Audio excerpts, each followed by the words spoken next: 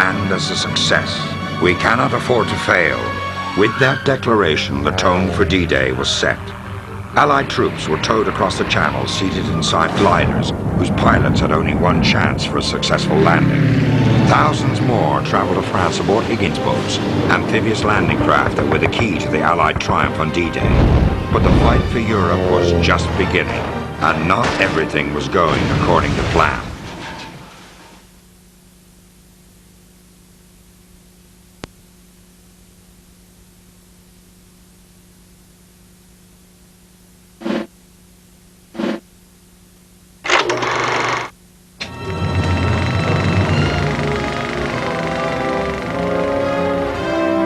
General Eisenhower informs me that the forces of Germany have surrendered to the United Nations.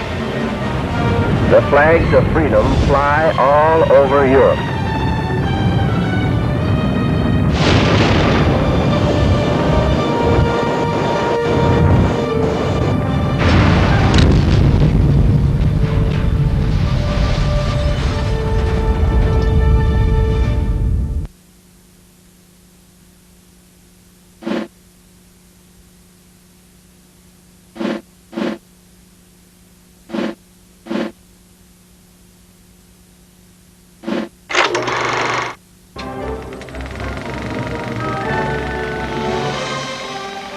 This rare color footage captured by the Allies shows the early days of the German V-2 rocket program.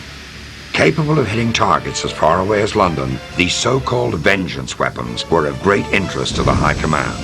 One can only imagine the devastation if the Nazis had succeeded with their heavy water research and perfected an atomic warhead. Just as the Me-163 had ushered in the jet fighter, the V-2 heralded the beginning of the missile age, the implications of which would carry through to all the generations of mankind to follow.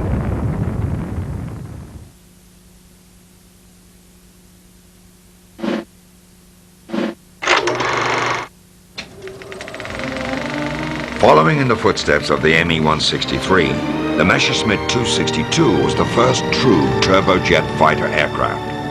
Capable of flying 100 miles per hour faster than a P-51 Mustang, the 262 streaked across the sky at more than half the speed of sound. It was an aircraft truly ahead of its time. The Germans hoped it would win back the air superiority they so desperately desired. But the 262 was not invincible, and it was too little, too late for the Luftwaffe.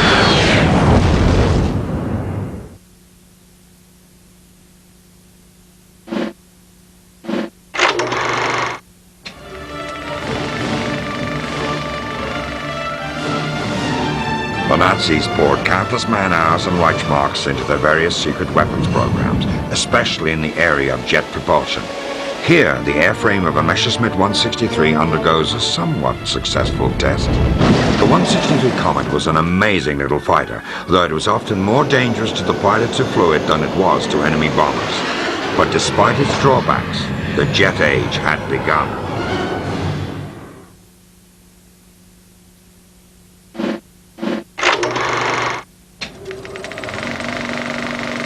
Along with tanks and artillery, a key ingredient of the 1939 Blitzkrieg was the Stuka dive bomber. Its powerful cannons could rip through any piece of armor, and the Stuka's telltale whistle as it dove towards its target became as powerful a psychological weapon as any of its explosive bombs.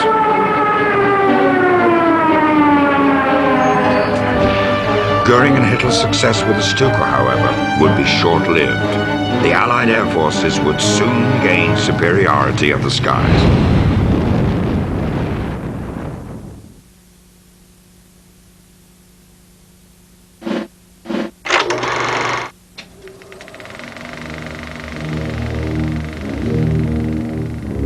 The unseen terror is always the most frightening. And if you were aboard a ship in the icy North Atlantic during the war, you experienced firsthand the dread of wondering if you'd ever make it to port. From facilities like Daxmark, hundreds of German U-boats were launched to hunt in their deadly wolfbacks. But the Allies fought back. Sub-hunting planes searched endlessly for U-boat periscopes, and when they found one, the results could be devastating.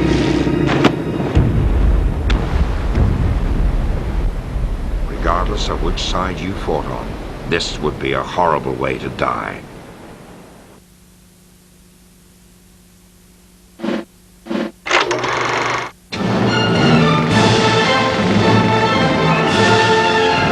Delivering explosive ordnance onto an enemy target has always been a major element of modern warfare. Artillery, tanks and bombers evolved into lethal extensions of the mighty German war machine. Goering's Luftwaffe, working in tandem with the Wehrmacht's mighty siege guns, smashed across Europe, the Channel and Britain herself. But tanks could be stopped, rail guns could be destroyed, and airplanes could be shot from the sky.